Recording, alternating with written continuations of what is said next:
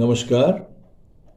যুগাবতার শ্রী শ্রী রামকৃষ্ণ, করুণাময়ী মা শারদা এবং যুগাচার্য স্বামী বিবেকানন্দের রাতুল চরণে আমার ভক্তিপূর্ণ প্রণাম জানিয়ে শুরু করছি ভক্তের দরবার ইউটিউব চ্যানেলে প্রতিদিন কথামৃত। তব কথামৃতং তপ্ত জীবনং কবিভিরীরিতং কলমশাপহম শ্রবণমঙ্গলম শ্রীমদাততং ভুবি গৃণন্তি ইয়ে ভুরিদা জনাঃ।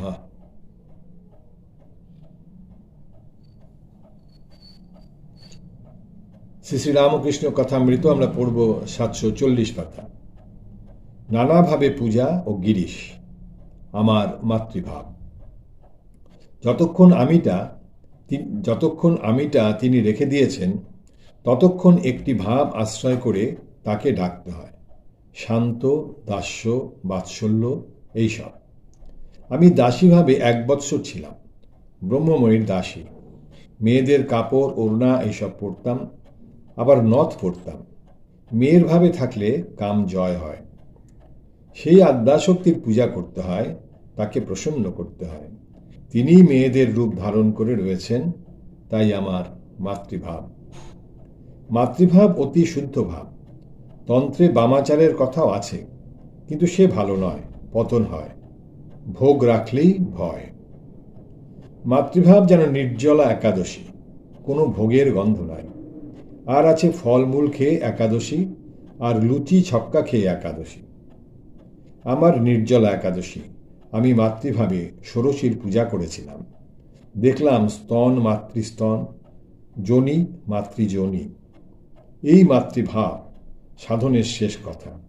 তুমি মা, আমি তোমার ছেলে, এই শেষ কথা। সন্ন্যাসীর কঠিন নিয়ম, গৃহস্থের নিয়ম ও গিরিশ। সন্ন্যাসীর নির্জলা একাদশী।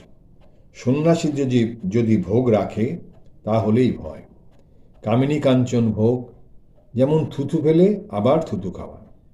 টাকা কড়ি, মান সম্ভ্রম, ইন্দ্রিয় সুখ, এইসব ভোগ। সন্ন্যাসীর ভক্ত স্ত্রীলোকের সঙ্গে বসা বা আলাপ করাও ভালো নয়। নিজেরও ক্ষতি আর অন্য লোকেরও ক্ষতি। অন্য লোকের শিক্ষা হয় না, লোকশিক্ষা হয় না।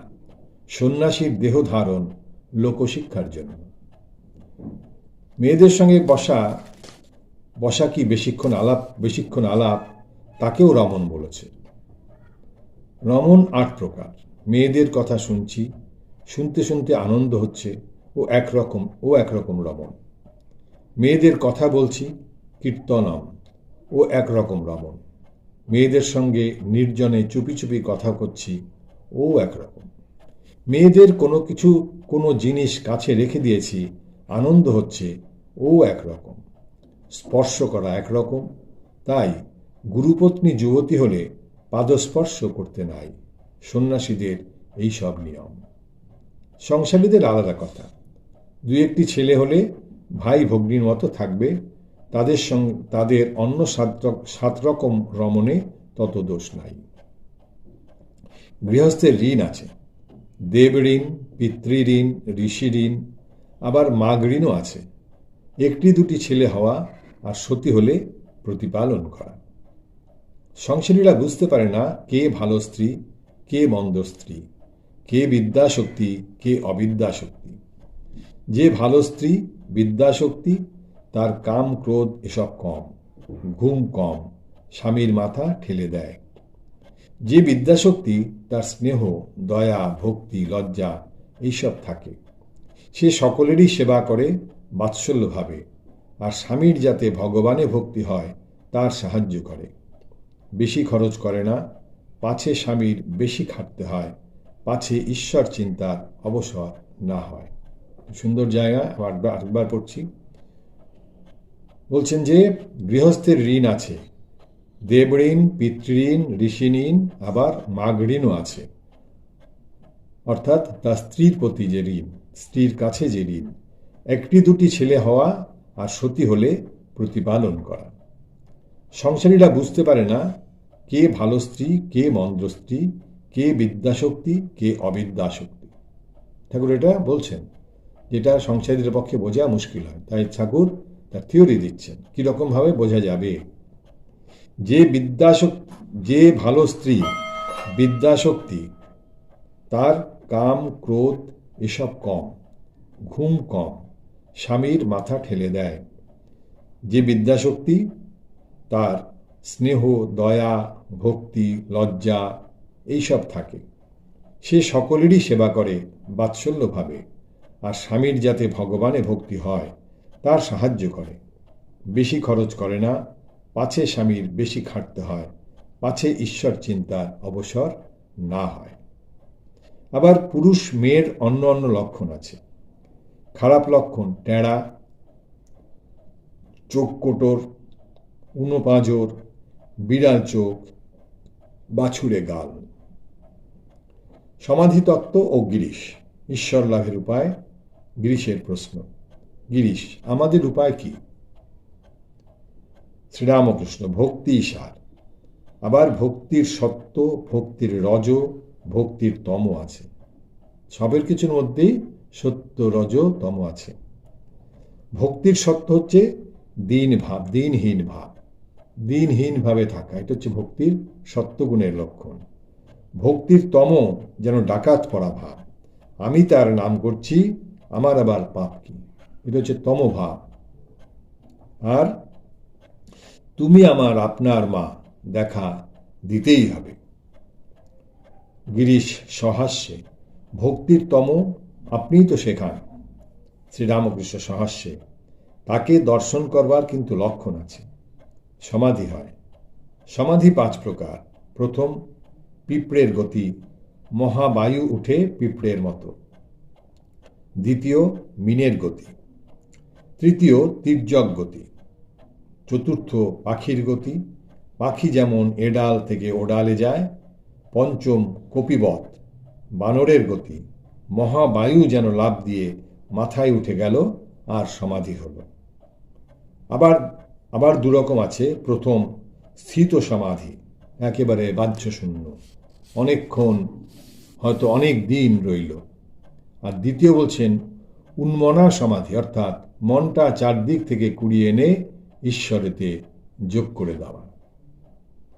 উন্মনা সমাধি ও মাস্টারের প্রতি: তুমি ওটা বুঝেছ? মাস্টার: আজ্ঞে হ্যাঁ। গিরিশ: তাকে কি সাধন করে পাওয়া যায়? শ্রীরামকৃষ্ণ: নানা রকমে তাকে লোকে লাভ করেছে। কেউ অনেক তপস্যা সাধন ভজন করে সাধন সিদ্ধ, কেউ জন্মাবধি সিদ্ধ, যেমন নারদ, সুখদেবাদি, এদের বলে নিত্য সিদ্ধ। আবার আছে হঠাৎ সিদ্ধ, হঠাৎ লাভ করেছে, যেমন হঠাৎ কোনো আশা ছিল না, কেউ নন্দ বসুর মতো বিষয় পেয়ে গেছে, এই হঠাৎ করে পাওয়া। এবারে আমরা চলছি 2য় পরিচ্ছেদে। গিরিশের শান্ত ভাব, কলিতে শূদ্রের ভক্তি ও মুক্তি। শ্রীরামকৃষ্ণ: আর আছে স্বপ্ন সিদ্ধ আর কৃপা সিদ্ধ। এই বলে ঠাকুর ভাবে বিভোর হইয়া গান গাইতেছেন।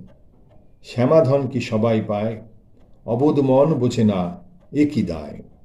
শিবেরই অসাধ্য সাধন, মন মজানো রাঙা পায়। ইন্দ্রাদি সম্পদ সুখ তুচ্ছ হয় যে ভাবে মায়। ইন্দ্রাদি সম্পদ সুখ তুচ্ছ হয় যে ভাবে মায়, মাকে যে ভাবে তার কাছে সমস্ত কিছুই তুচ্ছ মনে হয়। সদানন্দ সুখে ভাসে শ্যামা যদি ফিরে চায়। সদানন্দ শ্যামা যদি ফিরে যায়, কারোর দিকে দৃষ্টিপাত করে, তাহলে কি হয়? সদানন্দ সুখে ভাসে, সবসময় সে আনন্দ সুখে ভাসতে থাকে। সদানন্দ সুখে ভাসে শ্যামা যদি ফিরে চায়। যোগীন্দ্র মুনীন্দ্র ইন্দ্র যে চরণ ধ্যানে না পায়। নির্গুণে কমলাকান্ত তবু সে চরণ চায়। সেই চরণে কমলাকান্ত তার নিবেদন জানিয়ে যাচ্ছে মায়ের কাছে ওই চরণ পাবার জন্যে।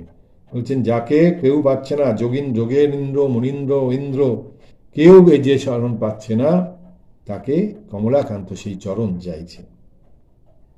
ঠাকুর কিয়ৎক্ষণ ভাবাবিষ্ট হইয়া রহিয়াছেন। গিরিশ প্রভৃতি ভক্তেরা সম্মুখে আছেন। কিছুদিন পূর্বে স্টার থিয়েটারে গিরিশ অনেক কথা বলিয়াছিলেন, এখন শান্ত ভাব। শ্রীরামকৃষ্ণ গিরিশের প্রতি: তোমার এ ভাব বেশ ভালো, শান্ত ভাব। মাকে তাই বলেছিলাম, মা ওকে শান্ত করে দাও, যা তা আমায় না বলে।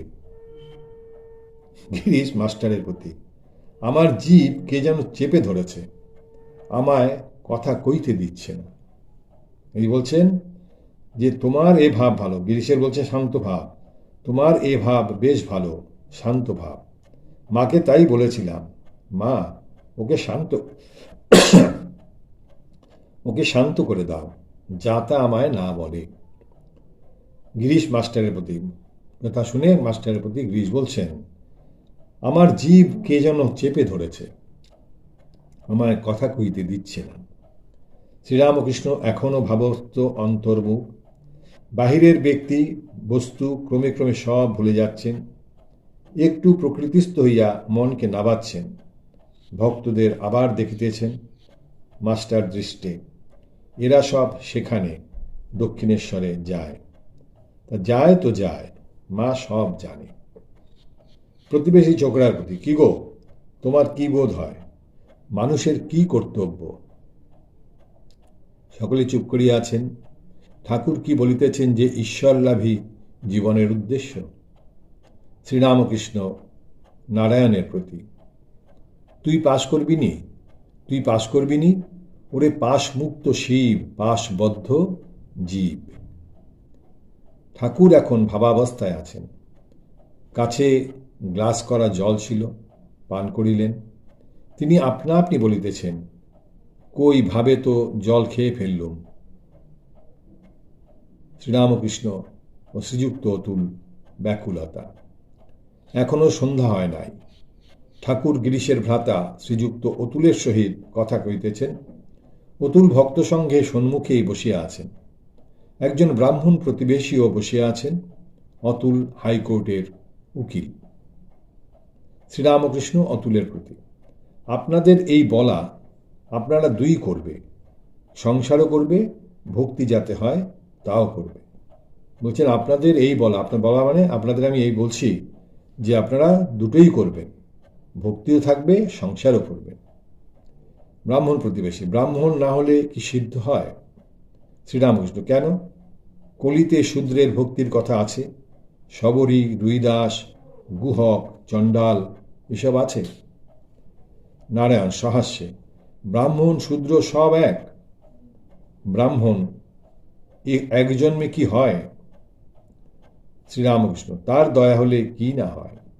1000 বৎসরের অন্ধকার ঘরে আলো আনলে কি একটু একটু করে অন্ধকার চলে যায়? একেবারে আলো হয়। অতুলের প্রতি, তীব্র বৈরাগ্য চাই, যেন খাপখোলা তরোয়াল। সে বৈরাগ্য হলে আত্মীয় কালসাপ মনে হয়, গৃহ পাতকুয়া মনে হয়। আর আন্তরিক ব্যাকুল হয়ে তাকে ডাকতে হয়। আন্তরিক ডাক তিনি শুনবেনই শুনবেন। ঠাকুর বারবার বলছেন আমাদের জন্যে, আন্তরিক ডাক তিনি শুনবেনই শুনবেন। এটাকে বোল্ড লেটারে লেখা হয়েছে। সকলে চুপ করিয়া আছেন। ঠাকুর যাহা বলিলেন এক মনে শুনিয়া সেই সকল চিন্তা করিতেছেন। শ্রীরামকৃষ্ণ অতুলের প্রতি, কেন অমন আট বুঝি হয় না? ব্যাকুলতা। অতুল, মন কই থাকে?